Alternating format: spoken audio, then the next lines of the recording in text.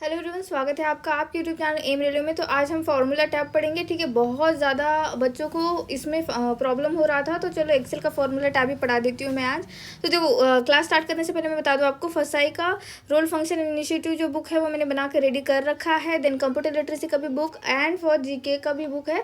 सब कुछ बुक्स आप लोगों को प्रोवाइड कर रखा है। एक तरह से आप कह सकते हो कि ये स्पून फीडिंग है, बट ठीक है, स्मार्ट स्टडी करने में कोई दिक्कत नहीं होती है अगर आप स्मार्ट स्टडी करोगे तो। बस इतना है कि जितना आपको प्रोवाइड कर दिया जा रहा है उसको एटलीस्ट एक से डेढ़ लाइक 2 बार तो पढ़ो। ठीक है, 1 to 5 टाइम्स नहीं होता है, कुछ ट्वाइस। ठीक है, 2 बार इसको पढ़ लो, हो जाएगा आपका। मतलब अगर जहाँ पे आप 30% भी जहाँ पे आपको श्योरिटी सिर्फ 30% थी कि भाई एग्ज़ाम में मुझे क्वेश्चन बनेंगे, वहीं वो जो श्योरिटी है वो 60% बन जाएगी। और डोंट वरी, अगर कोई अपसर्ड क्वेश्चन आता है, ठीक है, क्वेश्चन अपसर्ड तो आएंगे, कुछ क्वेश्चन अपसर्ड आएंगे, लेकिन इतना है कि आपको आपने जितना पढ़ा है उससे बाहर अगर कुछ आता है तो उसको हाथ भी नहीं लगाना है, क्योंकि वो आपको क्या किसी और को भी नहीं आएगा। ठीक है, समझ में आ गया। तो देखो, मैंने लिंक डिस्क्रिप्शन बॉक्स में दे दी है।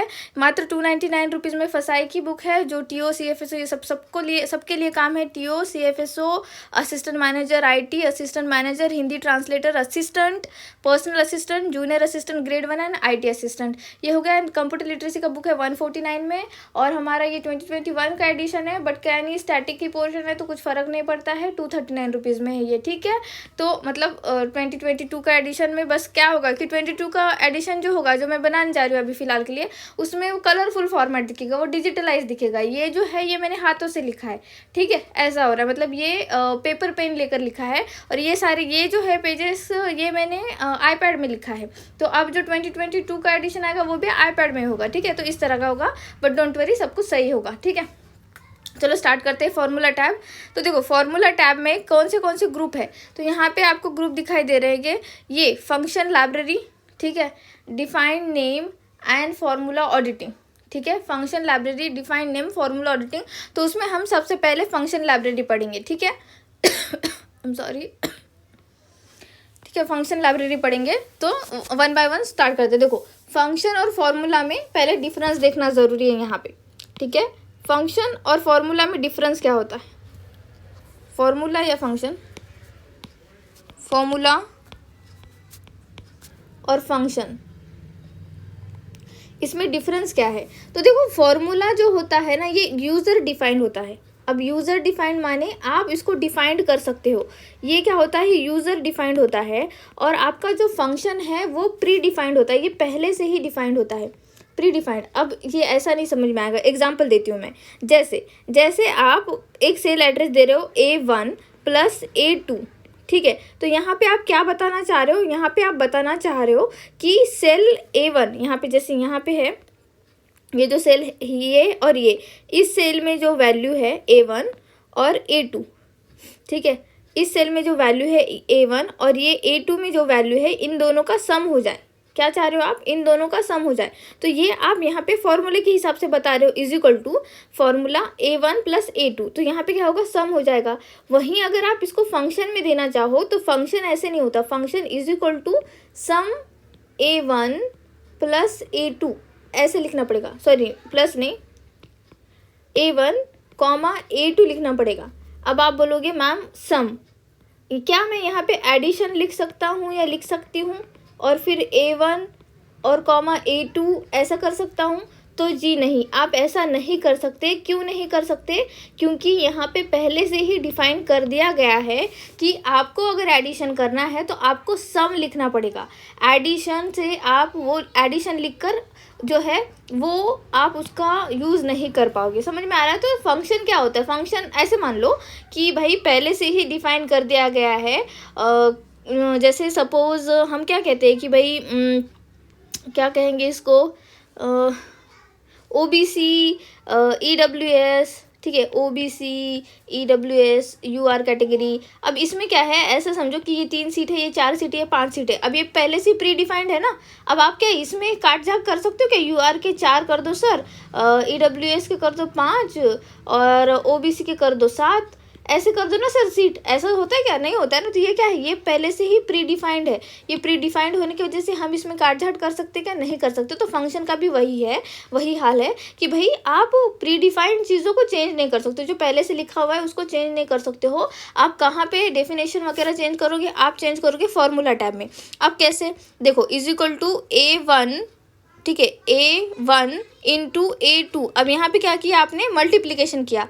वहीं अगर आप फंक्शन के फॉर्मूले से, ठीक है, फंक्शन की हेल्प से अगर मल्टीप्लिकेशन करना चाहो तो आपको करना पड़ेगा इज इक्वल टू प्रोडक्ट, ठीक है, is equal to product A1 comma A2। यहाँ पे आप मल्टीप्लिकेशन भी नहीं लिख सकते, ठीक है, मल्टीप्लिकेशन A1 A2 ऐसा अगर आप करोगे तो एक्सेल में एरर दिखाएगा। एरर किस बात का? कि फंक्शन का एरर है बाबा, ये दिखाएगा। तो आप समझ लो कि यहाँ पे क्या बताना चाह रही हूँ मैं। सिंपल सी बात है कि फॉर्मूला जो होते हैं वो हम डिफाइन कर सकते हैं और जो फंक्शन होते हैं वो प्री डिफाइंड होते हैं।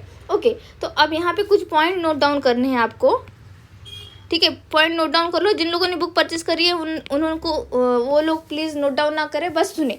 तो देखो फॉर्मूला हो या फंक्शन हो, मैंने इक्वल टू साइन लगाया है यहाँ पे, है ना। तो कोई भी फॉर्मूला या फंक्शन ये हमेशा स्टार्ट होता है इक्वल टू साइन से, ठीक है, इक्वल साइन से ही ये स्टार्ट होगा। अगर आप करोगे ऐसे कुछ इस तरह से करोगे सम A1 कॉमा A2, तो यहाँ पे एरर दिखाएगा। किस बात का एरर दिखाएगा? क्योंकि आपने यहाँ पे इक्वल टू का साइन नहीं दिया है, ठीक है, इक्वल टू का साइन नहीं दिया है, इसीलिए ये एरर आपको दिखाएगा। सेकेंड पॉइंट यहाँ पे नोट डाउन करने जैसा क्या है कि जब आप फंक्शन हो या फॉर्मूला हो उसमें कोई भी अगर आप काम लेना चाहते हो तो सेल की वैल्यू ही पार्टिसिपेट करेगी। अब ये कैसे? तो मैं आगे बताती हूँ आपको एग्जाम्पल से, ये समझ में आ जाएगा कि सेल की वैल्यू ही क्यों पार्टिसिपेट करेगी। तो हम क्या करते हैं ना कुछ, और आपको इस तरह के क्वेश्चन भी आएंगे देखना। हम कुछ यहाँ पे एग्जाम्पल ले लेते हैं, ठीक है, एक एग्जाम्पल लेते हैं और उसमें क्वेश्चन कुछ इस तरह से है कि विच ऑफ द फॉलोइंग, ठीक है, which of the following functions is right, function is right और रॉन्ग, इज राइट और रॉन्ग, ठीक है। तो देखो सबसे पहले मैं फंक्शन लिखती हूँ, आपको बताना है मुझे कि ये राइट है या रॉन्ग है। सम A1 A2, ठीक है, सम इज इक्वल टू, और सम का ही होता है मोस्टली। तो मैंने जितने क्वेश्चन पेपर देख रखे हैं ना उसमें जितना पूछा गया है वो सम से रिलेटेड ही पूछा गया है, ठीक है। सम A1 A2, सम A1 कॉमा A2। अब मुझे बताना इन दोनों में राइट कौन सा है, रॉन्ग कौन सा है। तो आपको यहाँ देख के पता चला होगा कि मैं यहाँ पे कॉमा लगा रही हूँ, है ना, यहाँ पे कॉमा लगा रही हूँ, यहाँ पे कॉमा लगा रही हूँ। तो ये भी एक पॉइंट नोट डाउन कर लेना, बता देती हूँ आगे। यहाँ पे देखो सिर्फ ये जो है, ये जो फंक्शन दिया है मैंने ये रॉन्ग है, ठीक है, ये जो फंक्शन दिया है ये रॉन्ग है और ये राइट है, ये राइट है। ये राइट क्यों है? बिकॉज ऑफ दिस कॉमा, ठीक है। कॉमा जो है यहाँ पे लिख लो आप लोग, कॉमा जो है वो आपके सेल यूनियन का काम करता है, सेल के एडिशन का काम करता है। सेल का एडिशन माने सेल में जो वैल्यू है उसी का, ठीक है, सेल में जो वैल्यू है उन दोनों का एडिशन काम कर, एडिशन जो सेल एड्रेस देते हो उन दोनों में जो वैल्यू है उनका एडिशन करने का काम करता है, ठीक है। इसे हम सेल यूनियन भी कहेंगे, सेल यूनियन का काम करता है, ठीक है। तो देखो ये हो गया। अब सेकेंड एक एग्जाम्पल लेते हैं हम। अब जैसे मैंने कहा सम C1, कोई भी सेल एड्रेस दे सकती हूँ मैं मेरे दिल पे, ठीक है, C1 कॉमा C2 कॉमा 3, क्या ये राइट होगा? क्या ये राइट होगा? जैसे अभी एग्जांपल देती हूँ मैं, कुछ ये ले लो, यहाँ पे लिख लेती हूँ, रुको। कोई ये सेल है, ठीक है, कोई सेल है, ये C है, ये 1 है, ये 2 है, ठीक है। तो इसमें है 2 3, ओके, 2 3 ऐसे वैल्यू है यहाँ पे। अब मैं क्या चाहती हूँ कि सम हो जाए, किसका किसका सम हो जाए, C1 का भी सम हो जाए और आपका C1 का भी सम हो जाए और C2 का भी सम हो जाए, ठीक है। C1 का सम हो जाए, C2 का सम हो जाए। एक मिनट मुझे वाईफाई बंद करने दीजिए। हाँ, C1 का भी सम हो जाए, C2 का भी सम हो जाए, उसके साथ साथ मैं ये 3 सम करना चाहती हूँ। तो क्या ये होगा? तो 2 + 3 + 3, हाँ जी ज़रूर होगा, ठीक है। तो ये क्या है, राइट फंक्शन है, ये इसमें कोई भी किसी भी तरह की आपको दिक्कत नहीं आएगी और आपका जो आउटपुट आएगा वो 8 आएगा। वहीं अगर मैं चाहूँ, ठीक है, मैंने ऐसे फंक्शन दिया आपको, वहीं अगर मैं चाहूँ सम C1 C2 एंड यश, अब मुझे बताना कि ये फंक्शन राइट है कि रॉन्ग है। जी मैडम ये फंक्शन रॉन्ग है। क्यों रॉन्ग है? कि देखो यहाँ पे जो ये यश है ये एक कैरेक्टर है, ठीक है, ये एक कैरेक्टर है, ये इसमें ऐड कैसे होगा? ये 2 और 3 में 2 + 3 = 5 + यश, ऐसा कभी देखा है आपने अपनी ज़िंदगी में? नहीं देखा है। तो ये क्या है, रॉन्ग है, ठीक है। तो जैसे मैंने यहाँ पे बताया था ना कि सेल की वैल्यू पार्टिसिपेट करती है सेल में I am so sorry, ice cream मुझे बहुत महंगी पड़ी, मेरा गला ही ख़राब हो गया। सेल वैल्यू जो है सिर्फ सेल वैल्यू पार्टिसिपेट करती है, ना कि सेल के कैरेक्टर, जो सेल में कैरेक्टर दे रखे हैं वो पार्टिसिपेट नहीं करते हैं किसी भी फंक्शन में। ओके, ये समझ में आ गया। नेक्स्ट और एक इम्पॉर्टेंट यहाँ पे बहुत मोस्ट इम्पॉर्टेंट है, लिख लो। अब मैं चाहती हूँ सम, ठीक है, सम मैं चाहती हूँ कि अब जैसे एक यहाँ पे बना देते हैं ना, ये है कॉलम ए, ये रो 1 2 3 4 5 और यहाँ पे है कुछ जैसे 20 30 40 50 60। अब मैं क्या चाहती हूँ कि मैं सम करूँ इन सब का। किसका? मैं चाहती हूँ कि ये पूरा का पूरा जितना यहाँ पे आपको वैल्यूज़ दे रखी है उनका सबका सम करूँ। तो क्या मैं ऐसा सम कर पाऊँगी? तो जी हाँ, आप इसका सम कर सकते हो मैम, बस आपको क्या करना पड़ेगा, सेल का रेंज डिसाइड करना पड़ेगा, सेल का रेंज देना पड़ेगा। तो वो सेल रेंज मैं कैसे प्रोवाइड करूँगी, = सम A1 कॉलन, ठीक है, ये होगा कॉलन A5। तो इसमें जो आंसर आएगा वो कितना आएगा, देखो ये कितना हो रहा है पूरा, 11 और 4 15 और 3 18 और 2 20, 200 हो गया ना, बराबर है ना, ये हो गया 200। तो ये जो है आपका यहाँ पे सम आ गया। तो ये मैं जो ये बताना चाह रही थी कि ये जो कॉलन है, कॉलन क्या बताता है, ये कॉलन बताता है आपकी रेंज, सेल की रेंज बताने का काम कॉलन करता है। तो कॉमा क्या किसका काम करता है, सेल का यूनियन करने का काम करता है। तो दो चीज़ें यहाँ पे क्लियर हो गई आपकी, colon is for cell range and comma is for cell addition या सेल यूनियन। ओके, अब मुझे बताना, ये कमेंट सेक्शन में कमेंट करके बताना, ठीक है, = सम A1 to A5। क्या ये हम कर सकते हैं? क्या ये हो पाएगा? मुझे कमेंट सेक्शन में कमेंट करके बताना। अभी यहाँ पे हो गया ना A1 to A5। अब देखो A1 to A5 कर सकते हैं क्या हम? नहीं, A5 नहीं, सॉरी, यहाँ पे मैं दूसरा ले लेती हूँ, C5, ठीक है। तो जैसे यहाँ पे है, ये देखो A1 A B C, तो ये A1 से लेके A5 तक की चीज़ें हो सकती है क्या? 5 कहाँ तक है? यहाँ तक है, ये है 5, ठीक है। तो इसमें जितनी भी चीज़ें आ रही है, क्या वो वैल्यू एडिशन हो सकती है? सम = सम A1 to C5, क्या ये हो सकता है? तो आंसर मैं बता देती हूँ, जी हाँ ये हो सकता है। यहाँ पे सेल वैल्यू पार्टिसिपेट कर सकती है क्योंकि हमने यहाँ पे रेंज डिसाइड कर दी ना, तो इसमें जितने भी वैल्यूज़ आ रहे हैं वो पार्टिसिपेट हो जाएंगे और उसका सम आ जाएगा और उसका आउटपुट आ जाएगा, ठीक है, समझ में आ गया। ये बहुत ही आसान है। आपको थोड़ा सा ना कोई अगर पढ़ा दे तो फिर आपको आसान चला जाएगा। अगर आप ऐसे कभी भी नहीं पढ़े होंगे ना तो थोड़ा मुश्किल जाएगा, अदरवाइज़ जिन लोगों ने पहले पढ़ रखा है थोड़ा भी, तो उनको तो बहुत ही आसानी से ये चीज़ें आ रही होंगी, ठीक है, समझ में आ गया ये। तो देखो अब आगे बढ़े, हमने क्या कर लिया, यहाँ पे सेल के बारे में जान लिया। अब फॉर्मूला फंक्शन में सबसे पहले हम क्या पढ़ेंगे, तो इसमें सबसे पहले हम टेक्स्ट फंक्शन पढ़ेंगे। टेक्स्ट फंक्शन कहाँ दिख रहा है आपको, देखो ये यहाँ पे बहुत सारे फंक्शंस है, हज़ारों फंक्शन है। क्या हम हज़ारों फंक्शन करते बैठेंगे क्या? नहीं, लेकिन जो हमारे लिए इम्पोर्टेंट है वो फंक्शंस हम करेंगे। जैसे टेक्स्ट फंक्शन करेंगे, डेट एंड टाइम वाला फंक्शन करेंगे, ठीक है, डेट एंड टाइम वाला फंक्शन करेंगे। मैथमेटिक्स में थोड़ा से जो फंक्शंस है वो करेंगे। देन फाइनेंशियल फंक्शंस आते तो नहीं है बट फिर भी मैं करा दूंगी आपको अगर टाइम मिलता है तो, अदरवाइज नहीं। लॉजिकल फंक्शन में कौन सा आता है, एंड, नॉर, वो गेट वाले जो फंक्शन होते हैं ना वो वाले आ जाते हैं। इलेक्ट्रॉनिक्स वाले फंक्शंस आते हैं, मोर फंक्शंस, बहुत सारे फंक्शंस हैं। तो जितने इंपॉर्टेंट फंक्शंस है ना मैं उतने करा दूंगी आपको, बाकी आपको टेंशन लेने की ज़रूरत नहीं है। ओके, चलो फिर टेक्स्ट फंक्शन शुरू करें यहाँ पे। तो देखो, टेक्स्ट फंक्शन आपने लिखना, अगर आपने बुक परचेस कर रखी है तो लिखने की ज़रूरत नहीं है, और जिन लोगों ने परचेस नहीं किए वो लिख लो, क्योंकि बहुत सारे लोग अगर अफोर्ड नहीं कर सकते तो मैं कुछ नहीं कर सकती, आप लोगों को इस तरह से ही प्रोवाइड करना पड़ेगा।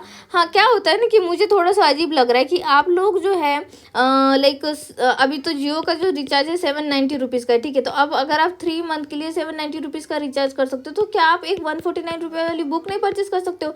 मतलब ये क्या चीज़ हो गई, मुझे कुछ आप लोगों का समझ में नहीं आता है। अगर आपको कोई चीज़ पूरे 60 साल के लिए, ठीक है, जो आपकी नौकरी लगेगी, ये जो नौकरी होगी आपकी, ये आपको पूरे 60 साल के लिए एक तरह से कंटिन्यूअस पैसा देने का काम करेगी, ठीक है। वहीं अगर आप जो लाइबिलिटी पे खर्चा करते हो ना, जो इसे कहते हैं लाइबिलिटी और एसेट में डिफरेंस समझना। आप लोग देखना इंडिया में ना बुक्स पे बहुत बहुत कम लोग पैसे इन्वेस्ट करते हैं, या फिर कोई स्किल परचेस करनी हो तो, जैसे अभी अगर मैं कहूँ ना कि एक्सेल जो है ये आने वाले टाइम की नीड है, या फिर एक्सेल इस इरा की नीड है, 21st सेंचुरी की नीड है। आपने अगर किसी का कोर्स परचेस करके एक्सेल भी कर लिया ना तो आप आराम से अराउंड 20,000 रुपीज़ पर मंथ भी कमा सकते हो। ये मैंने खुद मेरे आंखों से देखा है। मेरे जो क्लास में पहले लाइक 20K पर मंथ कमाते हैं लड़के, मैंने खुद देखा है कि भाई एक्सेल से कमा लेते हो, डेटा एंट्री वगैरह करके, या फिर किसी चार्टेड अकाउंटेंट के एज अ असिस्टेंट काम करके, तो आप ये कर सकते हो। वहीं अब मैं कहूँगी कि भाई ये एक्सेल का कोर्स ले लो ना आप, ये एक्सेल का कोर्स आएगा 1500 का, और आपको वो 6 मंथ में पूरा एक्सेल सिखा देगा, ठीक है। तो लोग क्या करेंगे, इस एक्सेल के कोर्स का पायरेटेड वर्जन लेने की कोशिश करेंगे। क्यों भाई, क्या ज़रूरत है? ये 1,500 रुपये बचा के क्या तुम इलॉन मस्क नहीं बनने जा रहे हो? अगर 1,500 लगाओगे ना तो इलॉन मस्क बन सकते हो। समझ में आ रहा है आप लोगों को कि जहाँ पे आपको कटौती करनी चाहिए वहाँ पे आप नहीं करते हो, जहाँ पे नहीं करनी है वहाँ पे करते हो, तो ये गलत बात हो रही है।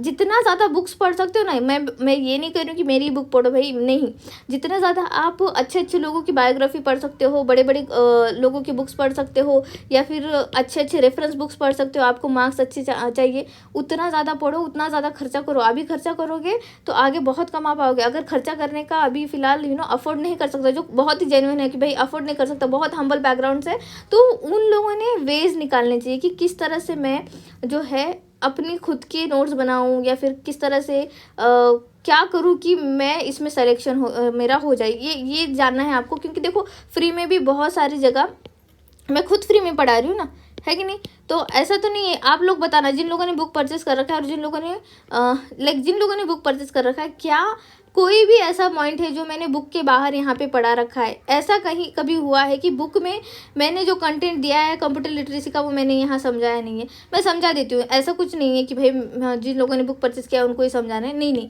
मेरा पूरा मानना है कि कोई हम्बल बैकग्राउंड से बिलोंग करता है तो वो बंदी का मैं हेल्प करूँगी किसी भी हालत में। तो इस तरह का है, तो सोचो, ज़रा सा सोचो। मुझे ईमेल करने से अच्छा है आप थोड़ा सोचो, ठीक है। अब देखो, टेक्स्ट फंक्शन में सबसे पहला फंक्शन है कैरेक्टर। क्या है ये? कैरेक्टर। तो ये कैरेक्टर फंक्शन के लिए ना आपको अस्काई कोड याद करना ज़रूरी है। अब अस्काई कोड क्या है मैडम? तो देखो, अस्काई कोड ये याद कर लोगे ना तो ये हो जाएगा। अस्काई का फुल फॉर्म लिख लो आप। अस्काई का फुल फॉर्म है American standard code for information interchange. क्या है ये? American standard code for information interchange, ठीक है, इंफॉर्मेशन इंटरचेंज। अब ये अस्काई कोड क्या है? अब देखो, आपका जो कंप्यूटर है वो हमेशा बाइनरी ही वैल्यू समझता है, वो ऐसे नहीं समझेगा। जैसे मैंने अगर मेरे कंप्यूटर में यश अगर इंटर किया तो उसको यश नहीं समझ में आएगा। उसे क्या समझ में आएगा? ये वाई के पीछे की बाइनरी कोडिंग समझ में आएगी, ए के पीछे की बाइनरी कोडिंग, यस के पीछे की बाइनरी कोडिंग, और यच के पीछे की बाइनरी कोडिंग, तब जाके वो जो है आउटपुट यश देगा। समझ में आ रहा है? तो यहाँ पे अस्काई कोड हमें इसलिए याद करने क्योंकि क्वेश्चन बनते हैं। अब अस्काई कोड किस तरह से है? तो देखो कैपिटल ए से लेके कैपिटल जेड जो है वो रिप्रेजेंट करता है 65 to 90, ये याद कर लो, 65 से लेके 90 तक। और स्मॉल ए से स्मॉल जेड रिप्रेजेंट है 97 to 122। और 0 to 9 रिप्रेजेंट करता है, ये 0 है, 0 to 9 रिप्रेजेंट करता है 48 to 57। मैम ये क्या एक्चुअल वैल्यू है? 65 ए को रिप्रेजेंट करता है? नहीं, 65 की बाइनरी वैल्यू जो है ना बच्चों, वो रिप्रेजेंट करती है ए को। अब मुझे थोड़ा सा अच्छे से समझाइए मैम, मुझे समझ में नहीं आ रहा। तो देखो इस तरह से, अब मैंने क्या कहा कि capital A to capital Z 65 से लेकर 90 तक का जो है कोड लेता है आपका कंप्यूटर। माने अगर मुझे ए लिखना है तो वो एक्चुअल में 65 की बाइनरी वैल्यू ले रहा है। अगर मुझे बी लिखना है तो वो एक्चुअल में 66 की बाइनरी वैल्यू ले रहा है। सी लिखना है तो 67 की बाइनरी वैल्यू ले रहा है। तो आपको समझ में आ रहा है, बाइनरी वैल्यू निकालना बहुत आसान है। 65 को 2 से डिवाइड करते जाओ, तब तक डिवाइड करते जाओ जब तक आप 0 तक का डिवीजन नहीं दे पाओगे। जैसे अभी देखो अगर मैं यहाँ करूँगी तो वैसे मैंने DFCCL की प्लेलिस्ट में बता रखा था, चलो ठीक है कर ही देते। ठीक है, ये वेट, ये क्या होगा? बेत्रिक सहा, एक चला गया, मेरा मराठी में आएगा तो थोड़ा समझ लेना। बेत्रिक सहा, बेदुनी 4, तो एक बचा रिमाइंडर। फिर बेक बे 20 कम 12, 0 बचा रिमाइंडर। ठीक है, ये 82 16, 0 बचा रिमाइंडर। फिर बेचो को 8, 0 बचा रिमाइंडर, 0 बचा रिमाइंडर, 0 0 और ये 1। और इसको हम कैसे लिखते हैं? उल्टा लिखते हैं। उल्टा माने अभी 1 0 0 0 0 0 1, ये वैल्यू क्या लेगा? ये हमारा कंप्यूटर वैल्यू लेगा। तो अब यहाँ पे कैरेक्टर का कैसा है मैं बताती हूँ आपको। जैसे मैंने इनपुट क्या दिया, जैसे मैंने इनपुट दिया is equal to character, character, character, और मैंने ब्रैकेट में लिखा 67। ठीक है, मैंने ब्रैकेट में लिखा 67। तो इसका आउटपुट क्या आएगा मुझे बताना, इसका आउटपुट क्या आएगा? जैसे मैंने यहाँ पे आपको दिया 67 का आउटपुट क्या आएगा? Capital C. ठीक है, 67 का आउटपुट क्या आएगा? Capital C. अगर मैं वहाँ लिखूँ कैरेक्टर 65 तो इसका क्या आएगा? कैपिटल ए, क्योंकि देखो ए के लिए 65 दे रखा है ना। अगर मैं वहाँ पे लिखूँ कैरेक्टर 90, ठीक है, कैरेक्टर 90 के लिए क्या है? कैरेक्टर 90 के लिए जेड है, कैपिटल जेड। तो आपको ये रेंज इतनी याद करने के लिए इतना मुश्किल तो नहीं जाएगा ना। 65 to 90 कैपिटल ए टू जे, और स्मॉल ए टू जी के लिए 97 to 122, और 0 to 9 के लिए 48 to 57। और ये आप कर लोगे, आज से इतना मुश्किल नहीं होगा आप लोगों के लिए। ठीक है, अगर मैं यहाँ लिखूँ कैरेक्टर, कैरेक्टर अगर मैं यहाँ लिखूँ कि आप क्या लिखेंगे, हम 48 लिखते हैं, चलो 48, तो क्या आएगा आउटपुट? 0। समझ में आ रहा है? तो ये देखो ऐसा होता है। यहाँ पे देखो 0 के लिए 48, ठीक है, 1 के लिए 49, 2 के लिए 50, 3 के लिए 51, 4 के लिए 52। तो ये क्या है? ये हमारे एक्चुअल वैल्यू है, लेकिन जो कोड ले रहा है, कैरेक्टर या कोड ले रहा है ना हमारा जो कंप्यूटर, जो ले रहा है ना वैल्यू, एक्चुअली वैल्यू, वो बाइनरी वैल्यू इसकी ले रहा है, इन वर्ड्स की, इन संख्याओं की बाइनरी वैल्यू ले रहा है। Hope you understand. अब देखो कैरेक्टर का उल्टा क्या होता है? कोड होता है। दूसरा फंक्शन, पहला फंक्शन क्या देख लिया हमने? पहला फंक्शन देखा हमने कैरेक्टर।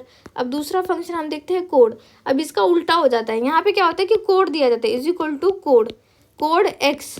अब कोड एक्स बोलते ही क्या आ जाएगा आउटपुट? देखो यहाँ पे, अब एक्स के लिए कोड क्या होगा? तो एक्स के लिए इसके पहले का होगा ना, जेड के पहले का, तो 88 होगा इसका एक्चुअल में, है ना। तो 88 कोड आ जाएगा। अगर मैं यहाँ पे करूँ कोड 8, कोड 8, अब 8 किसके लिए है? यहाँ पे देखो 8, यहाँ पे हमें वैल्यू दे रही हूँ कोड इसकी, 8 की जो है मैंने कोड दिया। 8 का कोड क्या है बाबा बताओ? तो 8 का कोड क्या होगा? 56 होगा, क्योंकि 9 का कोड क्या है? 57 है। समझ में आ रहा है? तो मैंने कोड 8 किया तो आउटपुट क्या आ गया? 56। ठीक है, ये है आपका आउटपुट। तो ये उल्टा है। ठीक है, होप यू अंडरस्टैंड दिस। आप क्या करो, एक बार ये अस्काई कोड ना याद कर लो। अस्काई कोड याद कर लोगे ना तो कुछ भी ऐसा अच्छा मुझे नहीं लगता कि मुश्किल है आप लोगों के लिए। बस जैसे ही क्वेश्चन आता है ना, जैसे ही क्वेश्चन आता है तो ये अस्काई कोड आपको रफ पेज में लिखना है और फिर उस हिसाब से लिखते जाना है। और बहुत दूर दूर के नहीं देते आपको, नज़दीक नज़दीक वाले ही देते। जैसे बी के लिए क्या है, स्मॉल बी के लिए, तो आप बता दो कि फटाक से 98। अगर मैंने कहा 98 का कोड क्या है तो बी, समझ रहे हो कि 98 जो कोड है वो किसके लिए यूज़ करते हैं, तो बी के लिए यूज़ करते हैं आउटपुट के लिए। ठीक है, ये समझ में आ गया। नेक्स्ट फंक्शन हम देखते हैं एग्जैक्ट, क्या है, is equal to exact. Exact, अब ये एग्जैक्ट क्या बताता है, तो एग्जैक्ट देखो नाम की तरह ही है। एग्जैक्ट जो वैल्यूज़ है, मैचिंग वैल्यूज, सेम वैल्यूज़ को या फिर मैचिंग वैल्यूज़ को बताता है ये। ठीक है, मैचिंग वैल्यूज़। अब कैसे, तो देखो मैंने क्या किया, is equal to exact, exact M और फिर एम। तो यहाँ पे क्या ये मुझे ट्रू और ये ट्रू एंड फॉल्स में आंसर देता है। ठीक है, ट्रू और फॉल्स में आंसर देता है, तो मुझे बताना क्या ये एग्जैक्ट है दोनों, नहीं, तो मुझे क्या देगा, फॉल्स में आंसर देगा, है ना। लेकिन अगर वहीं मैं लिखती हूँ is equal to exact M, common लेते हैं, चलो एम, तो क्या मुझे ये ट्रू वैल्यू देगा या फॉल्स देगा, तो ट्रू वैल्यू देगा। ठीक है, तो ये इस तरह से, मतलब एग्जैक्ट सेम, अगर सेम है, ठीक है, दोनों अगर सेम है तो मुझे बताना मैम आज से क्या ज़रूरत आन पड़ रही है हमको कि ये एग्जैक्ट जानना है, कि ये इतने फंक्शन की ज़रूरत ही क्या है, मुझे बताना। आगे तो बहुत सारे फंक्शंस है, ये इनकी ज़रूरत क्या है, तो ये देखो हम आगे पढ़ेंगे इसके बारे में, इसकी ज़रूरत क्या है। ये पहले पूरे जितने 9 फंक्शंस हैं मैं फटाफट लिखा कर देती हूँ आप लोगों को। तो अब दूसरा जो फंक्शन है, फोर्थ नंबर का फंक्शन है इज इक्वल टू अपर। क्या बताता है ये, अपर ब्रैकेट। अब इसमें क्या है, तो सिंपल है, ये जो है आपका कोई भी टेक्स्ट जो फॉर्मेट है उसको अपर केस में कन्वर्ट कर देगा। उसको कौन से केस में कन्वर्ट कर देगा बच्चों, अपर केस में कन्वर्ट कर देगा। एग्जाम्पल के लिए बता दूँ तो अगर मैंने कहा इज इक्वल टू अपर और मैंने इसमें वैल्यू दे दी लाइक एम, ठीक है, सॉरी मैंने इसमें वैल्यू दे दी एम, तो ये आउटपुट क्या देगा, एम। ठीक है, अगर मैंने यहाँ पे वैल्यू दे दी अपर रेलवे, तो ये आउटपुट क्या देगा, RAILWAY, तो ये कैपिटल में आउटपुट देगा। ठीक है, तो अपर केस में ये क्या कर देगा, आपके चीज़ों को, टेक्स्ट को कन्वर्ट कर देगा। वहीं अगर आप करोगे इसको लोअर, तो लोअर के लिए क्या होगा भाई, फिर लोअर के लिए तो सेम हो जाएगा। अगर आप इज इक्वल टू, एग्जाम्पल लेते हैं, इज इक्वल टू लोअर यश, ठीक है, तो ये पहले ही लोअर में है, रुको, इसको मैंने किया ऐसे, तो ये क्या कर लेगा, इसको लोअर केस में कर देगा और ये हो जाएगा यश, ऐसे। ठीक है, समझ में आ गया। देन होता है प्रॉपर, ये इंपॉर्टेंट है, प्रॉपर से आपको क्वेश्चन आ सकता है। तो proper is equal to proper bracket. अब इसके लिए एग्जांपल देती हूँ मैं पहले, तो देखो इज इक्वल टू प्रॉपर और मैं यहाँ पे लेती हूँ आई एम अ टीचर। ठीक है, तो यहाँ पे देखो क्या किया, जब मैं प्रॉपर करती हूँ तो आउटपुट क्या आएगा, तो आउटपुट कुछ इस तरह से आएगा कि हर एक वर्ड का जो पहला अक्षर जो है, पहला जो हर एक टेक्स्ट का, हर एक वर्ड का जो पहला अक्षर जो है वो कैपिटल में कन्वर्ट हो जाएगा। जैसे आई एम, ठीक है, अ टीचर, ठीक है, ऐसे ये कन्वर्ट हो जाएगा। ये है प्रॉपर। नेक्स्ट है लेफ्ट। अब जो सेकंड आपका यहाँ पे फंक्शन है लेफ्ट। अब ये लेफ्ट फंक्शन क्या बताता है, तो देखो ये लेफ्ट फंक्शन बताता है लेफ्ट का कैरेक्टर, ठीक है, या फिर नंबर ऑफ लेफ्ट कैरेक्टर बताता है। कैसे, देखो मैंने किया लेफ्ट और मैंने लिखा यश, तो अब मैं चाहती हूँ कि लेफ्ट का कैरेक्टर बताइए, एक्सट्रीम लेफ्ट का कैरेक्टर। तो लेफ्ट हमेशा स्क्रीन पे देखो, लेफ्ट आप जहाँ पे फ़ोन पकड़े हो तो आपका लेफ्ट इधर है और आपका राइट किधर है, ये है आपका राइट, है ना। तो देखो यहाँ पे एक्सट्रीम लेफ्ट कैरेक्टर क्या है, वाई, यश बता दिया। वहीं अगर मैं सेम कमांड देती हूँ लेफ्ट और सेम ही एग्जांपल लेती हूँ लेफ्ट यश और मैं क्या करती हूँ टू, तो यहाँ पे आपको लेफ्ट के 2 कैरेक्टर बताएगा। आउटपुट क्या आएगा, YA, ठीक है, YA ये आउटपुट आएगा। ये हो गया लेफ्ट का। नेक्स्ट हम देखते हैं राइट। तो इसका सिंपली इसका अपोजिट होगा राइट, है ना, is equal to right bracket. अब मैं करूँगी राइट और मैं किया यश, और मैंने किया राइट। तो अब मुझे एक्सट्रीम राइट वाला जो भी कैरेक्टर का एक्सट्रीम राइट वाला जो लेटर होगा वो बता देगा, या एज अ आउटपुट क्या होगा फिर ये यच होगा। अगर मैं यहाँ पे करती हूँ राइट YASH 3, तो मुझे एक्सट्रीम राइट के 3 कैरेक्टर बताएगा। एस तो क्या होगा वो, ये ऐसे HSA, ये क्या हो गया, इसका आउटपुट हो गया। ठीक है, तो नंबर ऑफ राइट कैरेक्टर बताता है ये। ठीक है, क्या बताता है ये, नंबर ऑफ राइट कैरेक्टर। जितना भी आप कमांड देते हो उतना। यहाँ पे क्या बताता है, नंबर ऑफ लेफ्ट कैरेक्टर। ठीक है, यहाँ पे क्या बताता है आपका, नंबर ऑफ लेफ्ट कैरेक्टर। ठीक है, नंबर ऑफ लेफ्ट कैरेक्टर बताता है। हो गया ये। नेक्स्ट है मोस्ट इम्पॉर्टेंट वन, मिड। ये लिख लो मिड के बारे में, 9 नंबर का is equal to mid bracket. अब मिड का क्या मतलब है, मिड जो है आपका मिड कैरेक्टर बताता है, बीच का कैरेक्टर बताता है। आपका जो भी आपके वैल्यूज़ होंगे उसका बीच का कैरेक्टर बताएगा। अब एग्जाम्पल के लिए लेते हैं हम इज इक्वल टू, और हमेशा ध्यान रखो इज इक्वल टू मैं लगा रही हूँ हमेशा। मिड मैंने किया यहाँ पे एम रेलवे। ठीक है, ये मैंने किया। तो अब देखो यहाँ पे क्या होगा कि इसमें जो मिड का कैरेक्टर होगा वो बताएगा। तो यहाँ पे कितने कितने लेटर है ये, एक, कलर चेंज कर लेते, 1 2 3 4 5 6 7 8 9 10। तो यहाँ पे जो देखो अभी तो ये आपको मिड में 2 कैरेक्टर आ रहे हैं। ठीक है, सॉरी 2 कैरेक्टर आ रहे हैं, 5वें के बाद का कैरेक्टर आ रहा है ना। इधर 4 छोड़ दो, इधर 4 छोड़ दो, AI के बीच में अब यहाँ पे डिफरेंस क्रिएट हो रहा है। तो अब यहाँ पे क्या होगा कि मेरा कमांड ही गलत हो गया, सॉरी। मुझे यहाँ पे क्या करना पड़ेगा, जब भी ऐसा कमांड देते हो तो जो आपका डेटा होता है ना उसमें मिड में अगर ऐसे कोई कॉन्ट्राडिक्टरी स्टेटमेंट आ रही है कि भाई ये भी तो मिड में है, ये भी तो मिड में है, तो यहाँ पे कोई एक ऑप्शन आ जाता है। ठीक है, मतलब यहाँ पे पोजीशन दे दी जाती है। ठीक है, एक मिनट मैं दूसरा एग्जांपल देती हूँ। एम रेलवे का अनइक्वल है ना, इक्वल नहीं है, वो कंटेंट ही इक्वल नहीं है।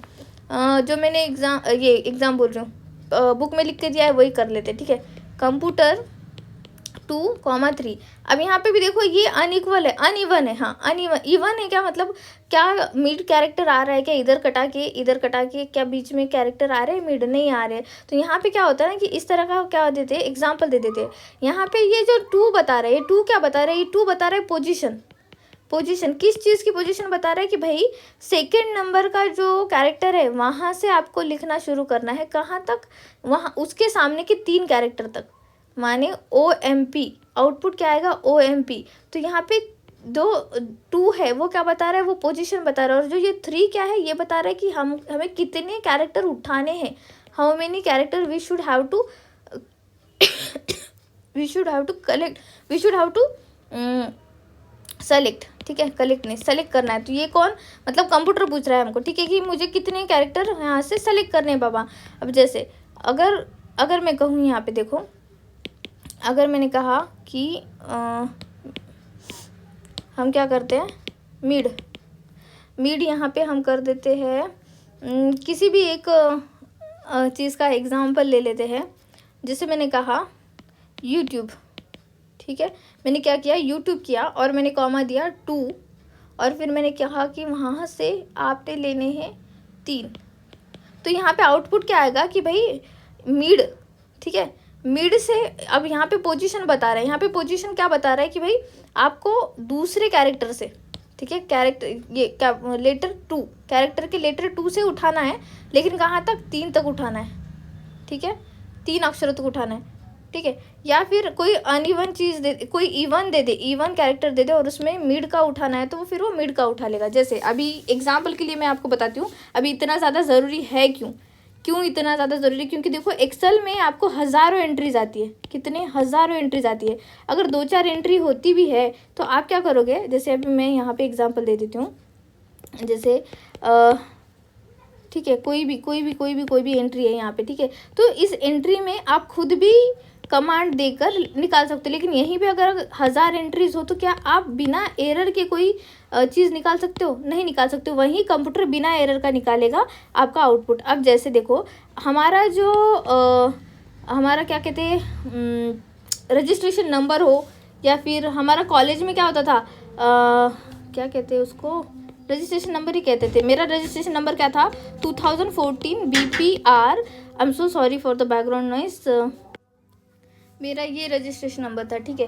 तो अब देखो मेरी तरह से कितने सारे लोग हैं, मेरा कितना 512 मतलब 512 नंबर था मेरा, इतने सारे लोग थे कॉलेज में। तो अगर कॉलेज में काम करना है, किसी व्यक्ति को काम करना है और उसको कहा जाए कि भाई बहुत सारे एंट्रीज है, मतलब कितने सारे ब्रांचेस होंगे, तो अब इतने सारे एंट्रीज आ रहे हैं, ठीक है, यहाँ पे बहुत सारे ब्रांचेस के एंट्री आ रहे हैं। तो अगर मुझे निकालना है कि सिर्फ प्रोडक्शन के कितने लोग हैं, तो मैं कमांड दे के निकाल सकती हूँ ना, है ना, मैं इस फंक्शन की हेल्प लेके निकाल सकती हूँ। एक बंदे का निकालना हो तो मैं खुद से निकाल लूँगी, लेकिन मुझे अगर 1000 एंट्रीज करानी है, 1000 एंट्री का अगर मुझे निकालना है, तो मैं with the help of computer, with the help of function ही कर पाऊँगी, खुद से नहीं होगा ये, ठीक है। अगर मैं यहाँ पे चाहती हूँ कि भाई ईयर मुझे पता चले, ठीक है, मुझे क्या पता चले, ईयर पता चले, हर एक बच्चे का ईयर क्या है, क्योंकि अलग अलग ईयर के भी तो लोग हो सकते हैं, 2015 के भी सेकंड ईयर वाले भी हो सकते हैं, 2013 के भी, मतलब मेरे सीनियर भी हो सकते हैं वहाँ पे। तो ये जो चीज़ें हैं, ये इसीलिए जानना ज़रूरी है कि हमें ये फंक्शन करने की क्या ज़रूरत है इस कैरेक्टर में। अब जैसे कैरेक्टर देखो, हमने क्या किया, सबसे पहले कैरेक्टर वाला देखा, उसके बाद हमने देखा कोड, एग्जैक्ट मैचिंग वाला। अब ये एग्जैक्ट मैचिंग वाला या फिर ये अपर केस, ये लेफ्ट, ये राइट, ये इसकी क्या ज़रूरत आन पड़ी। जैसे अब मैं यहाँ पे करूँगी कि भाई मुझे राइट के जो लाइक राइट साइड में, एग्जैक्ट राइट साइड में जितने भी कैरेक्टर है वो फटाफट बता दूँ यहाँ पे। तो वो राइट साइड के जो भी 2-3 कैरेक्टर है, ठीक है, 3 कैरेक्टर का अगर हम ले ले, तो सबका ये क्या बता रहा है, ये मेरा रोल नंबर बता रहा है ना, ये मेरा रोल नंबर बता रहा है, ये मेरा रजिस्ट्रेशन नंबर होता है कि इस साल मैंने रजिस्टर किया था अपने आप को। और ये क्या है, मेरा ये रोल नंबर है, 512 क्या है, ये मेरा क्या है, रोल नंबर है। तो अगर मैं सिर्फ रोल नंबर जानना चाहती हूँ तो मैं कौन सी कमांड दूंगी, मैं राइट साइड की कमांड दूंगी ना, ये वाली जो कमांड होती है राइट साइड की कमांड दूंगी। और कितने कैरेक्टर चाहिए मुझे, तो मैं क्या करूँगी यहाँ पे, राइट, मुझे 3 कैरेक्टर चाहिए, ठीक है, मैं सेल एड्रेस दे दूंगी यहाँ पे, कोई भी सेल एड्रेस, जैसे ये सेल होगा सपोज, ऐसे करते हैं, यहाँ पे मैं आपको अच्छे से एग्जांपल देके बताती हूँ। ये है A1 A है, और ये 1 2 3 4 ऐसे है, और 1000 एंट्री है यहाँ पे। तो ये क्या है, हमारा कॉलम A है, तो मैं यहाँ क्या करूँगी, A, ठीक है, A, और सेल एड्रेस दे दूँगी ये वाला, A1 का सेल एड्रेस दे दूँगी। और मैं यहाँ लिखूँगी कि मुझे 3 कैरेक्टर चाहिए लास्ट के, और 3 कैरेक्टर जो राइट साइड के वो क्या हो गए, 512। और फिर मैं क्या करूँगी, जैसे मैंने ये वाला फंक्शन यहाँ पे दिया राइट, ठीक है, राइट A1, 3, जैसे ही मैंने यहाँ फंक्शन दिया, मुझे आउटपुट आएगा 512 रोल नंबर, इस व्यक्ति का रोल नंबर 512 है। अब मैं क्या करूँगी, मुझे 1000 एंट्री देनी है, तो मैं क्या करूँगी, इसे ड्रैग डाउन कर दूँगी, इसे क्या करूँगी, ड्रैग डाउन कर दूँगी। ड्रैग डाउन करने से क्या होगा कि ये सारा ये जो हमारा कमांड है ये सबको लग जाएगा, माने यहाँ पे क्या हो जाएगी फिर कमांड, राइट A2 और 3, फिर जो मेरे बाद का नंबर है उसका बता देगा। तो समझ में आ रहा है कि ड्रैग डाउन करते ही ये सेल एड्रेस चेंज हो जाते हैं, ऑटोमेटिकली सेल एड्रेस चेंज हो जाते हैं और आपका आउटपुट आने लगता है। क्या आप मुझे बताना, आप एज अ व्यक्ति, ठीक है, आप एज अ ह्यूमन बीइंग 1000 जो आपके एंट्रीज़ है, 1000 जो एंट्रीज़ है, बिना एरर के क्या उसका रिज़ल्ट दे पाओगे? मुमकिन नहीं है मैडम, हो ही नहीं सकता। रिज़ल्ट अगर देना भी है तो कम से कम 10 दिन लग जाएंगे इसे बिना एरर के देने के लिए। क्यों? क्योंकि भाई स्क्रीन को एक देखना पड़ेगा। अगर मैं 100 एंट्रीज़ भी करूँगी तो अराउंड 10 दिन तो आराम से लग जाएंगे, ऐसा है, ठीक है। तो यहाँ पे इसीलिए ये जानना ज़रूरी है कि भाई पढ़ने की ज़रूरत क्यों आन पड़ी। 2-3 एंट्री होते तो आप खुद से भी कर लेते, लेकिन अगर हज़ार एंट्रीज़ है तो वो पलक झपकते ही अगर आंसर चाहिए तो वो सिर्फ और सिर्फ एक्सेल में हो पाएगा, ठीक है। नेक्स्ट जो हम यहाँ पे फंक्शन देखेंगे, ट्रिम। अब ट्रिम क्या है, इसके नाम की तरह ही है। तो 10 नंबर का हमारा क्या फंक्शन देखते हैं हम, ठीक है। तो trim is equal to trim. अब ट्रिम में क्या होता है कि जो हमारा एक्स्ट्रा स्पेस होता है ना, 2 कैरेक्टर के बीच का जो एक्स्ट्रा स्पेस होता है वो रिमूव होता है। कैसे? एग्जाम्पल लो, is equal to trim M railway. अब यहाँ पे आपको दिख रहा है कि स्पेस ज़्यादा है, तो ये क्या करता है कि एक कैरेक्टर का स्पेस कम कर देता है, माने पीछे ले लेता है। जैसे इसका आउटपुट देगा वो एम, थोड़ा स्पेस छोड़ेगा यहाँ पे रेलवे, ठीक है। इस तरह से इसका जो है आपको आउटपुट देगा। नेक्स्ट यहाँ पे फंक्शन है length. Is equal to length. अब ये क्या फंक्शन बताता है, ये बताता है कि आपके कैरेक्टर की लेंथ बताता है, कैरेक्टर में कितने लेटर है वो बताता है। जैसे लेंथ यश, तो इसमें आउटपुट क्या देगा 4, क्योंकि इसमें 4 ही लेटर है, 1 2 3 4, ठीक है, इतना है। अब इसके आगे का जो है मैं कल ले लूँगी। अभी मेरे घर पे जस्ट मेरी फ्रेंड आई है, तो I am so sorry for that, लेकिन मैं कल ले लूँगी या फिर आज रात में मैं अपलोड कर दूँगी वीडियो, अगर हो पाएगा तो। इसके बाद देखो मैंने टेक्स्ट फंक्शन कंप्लीट कर लिया, अब हम डेट एंड टाइम फंक्शन वगैरह कर लेते हैं। उसके बाद मैथमेटिकल फंक्शन ख़त्म करते हैं। मैथमेटिकल फंक्शन ही थोड़ा आपको हार्ड जा रहा होगा, लेकिन डोंट वरी, मैं कर दूँगी उसको। देन फाइनेंशियल फंक्शन अगर आता है तो ठीक, बैंक के एग्जाम में आता है फाइनेंशियल फंक्शन, इसीलिए उसको लेंगे या नहीं लेंगे वो बाद में देखते हैं, लेकिन फिलहाल के लिए इतना मैं आपको करा के दे दूंगी।